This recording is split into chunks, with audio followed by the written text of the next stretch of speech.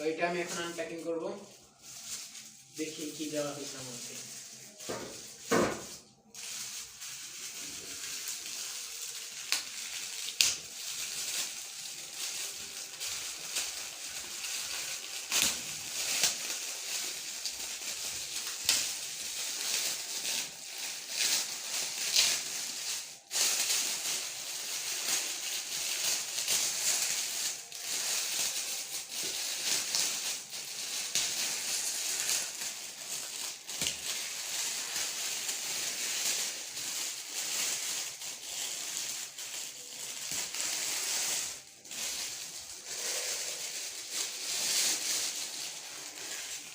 wow,